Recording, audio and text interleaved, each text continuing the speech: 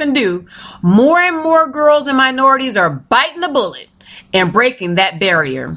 And even in my case, I have girls who they suffer from the double whammy. They're girls and also minorities. So I know they are already fighting a double-edged sword at the STEM starting gate. So to the naysayers or those in STEM who are still in denial, listen up. Hear me clearly when I say this phenomenon is not fictional or made up. It is real. But hey, don't take my word for it. I'm just the STEM broker. On any given day, reports are released from leading news outlets, or heck, even the president himself is declaring that this notes on or updates on this particular predicament. So it's real. It's just not me. But that's why, as a girl, talking to these girls in STEM, that's why it is your role not only to get in, but more importantly, to fit in and stay in the STEM game. Now, being proactive is key. Staying focused is critical, but having parental or that do or die support is the main ingredient to long-term success in STEM. And that's why I am adamant about training parents on what their role is in their child's STEM journey. It's just as important, parents. Hear me clearly. I know I am a parent on three kids that are on a STEM track. What I say and do or what I don't say and do, it all matters. It makes all the difference whether I support their dream or not. We have to understand as parents or in the home, everybody has a role to play. You have to determine if you're going to be on the sidelines or an active participant in today's STEM game plan, especially when it comes to girls in STEM. Now, what about when a girl is in STEM at school? How can girls hack their way into a STEM career? Now, I know at least at the middle school level, because I sub and I teach at schools, that there are programs in place like the Project Lead the Way, the PTLW. Some of you have maybe seen that acronym. And this is a structured STEM curriculum that is already incorporated into the weekly lesson plan. But let's keep it real. My head is not in the clouds.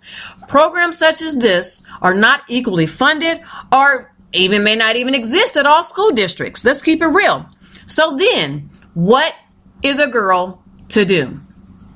Once again, when a girl understands the importance and the lifetime lucrative opportunities of a STEM career in her future, she'll be on fire to get a program at her school or in her district. If a girl gets the chance to get it, really understand in her core of core that maybe it's the support, from a family member or a mentor. If they get it, there'll be no stopping her. How do I know? I got 2 girls in my own home to prove it. So I am proud when I see or hear a news report where a girl kickstarted a local initiative to provide better STEM opportunities for her community. And sometimes that's all it takes.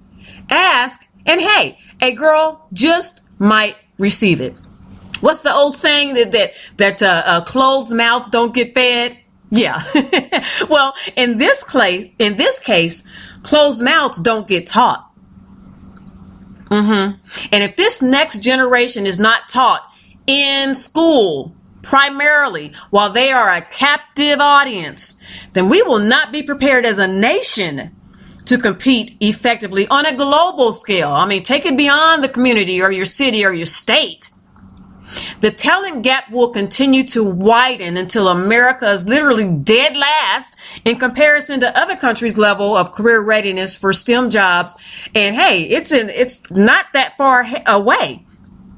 So if schools aren't prepared to help a girl hack her way into a STEM career, then, where can she go? What are her alternatives? And that's the $1 million question that's got everybody scratching their head, right?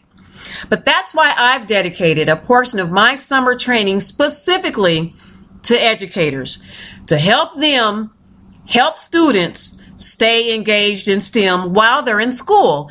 I have found lots of simple things, cool and fun ways to slip in STEM on any given day, during any common subject, or even a customized topic. Where there is a will, there is a way. Collaboration is key, which brings me to my next point of how to help a girl hack her way into a STEM career today, starting right now. So this third component, the community, is like the mecca of opportunities for a girl to hack her way into a STEM career. Now, let's take Kansas City, for instance. We have already been tapped as the Silicon Prairie in comparison to the illustrious Silicon Valley in California. We have the Crossroads District, Google Fiber is moving in here strong, etc.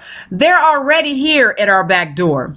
Now, once again, as a parent of 3 kids on a STEM career track, now, what I've found in the metro Kansas City area is that even if a particular school district is not implementing a STEM curriculum, or if kids are out of school, or maybe it's the weekend or the summertime, that there are programs for girls, any youth, to attend regardless of school district, regardless of your zip code or your financial status. Now, what I do applaud Kansas City for as well is that many programs are taking into account that fees charged for attendance need to be supplemented or waived at times. Even in my case, I have at least 2, if not 3 children participating in STEM events at once. So I appreciate the family discount, but taken to the span of a year, or heck, let's just look at a summer. Those fees add up pretty quickly. So as I've mentioned in my podcast, if I attend an event outside of the area for my family, we either make it a family affair, or like in the case of a recent trip to Kansas State in Manhattan, Kansas, it was a campus tour, and we visited the engineering department, the residential hall. That was a power-packed 2 days. We made it count. So once again, it all ultimately boils down to the girl in STEM being aware of what opportunities are around her, in her community, in her home, in the school. And I know many community IT events may not, be age appropriate, but that does not mean that a girl has to give up, right? There are many community leaders, I know because I talk to them all the time, that are avid STEM supporters that would love the opportunity to collaborate, spearhead, and even host a STEM event for youth in the area, whether that be at a school, at the Sprint Accelerator, or in the Crossroad districts. Of course, all with appropriate supervision, but we can make it happen. And even in my case, when I considered a site to host my girls' STEM boot camp starting July 6th, I carefully thought about where would be the best place to have it. And I came up with, narrowed down my premier site to about 2 sites in the area. One where I kicked off my adult STEM training this week, where that training will be held at the Training Umbrella in Overland Park, Kansas, located at 6811 Shawnee Mission Parkway. And let me tell you why I chose the Training Umbrella. And there were really 2 main reasons. One is that this company, the Training Umbrella, is owned by a female who also happens to be a techie. So already off the bat, she gets it. And then second, the Training Umbrella specializes in providing computer training. So once you walk in there in the labs or the rooms, they get it. You understand. You feel it. And you know what? It's a girl thing. Sorry, guys, you don't get it. You never will. But hence the talent gap crisis that we in America are facing right now. But I'm going to get off my soapbox. Not going to go there. That's a whole other topic for a whole other show. So remember, all of the classes that will be offered for adults this week at the Training Umbrella can also be offered on site, online, or for group and individual classes as well. And remember, they're offered for educators, they're offered for STEM professionals, they're offered for HR professionals and recruiters, and last but not least, for community engagement as a whole. If you're interested, simply contact me by email at april@thestembroker.com to offer training that accommodates your schedule. As always, thank you for listening to another episode of the STEM Broker Podcast. I hope you're able to walk away with ideas of how to help a girl hack into a successful STEM career. Now, make sure you follow us and like us on our podcast page and on Twitter and Facebook as The STEM Broker.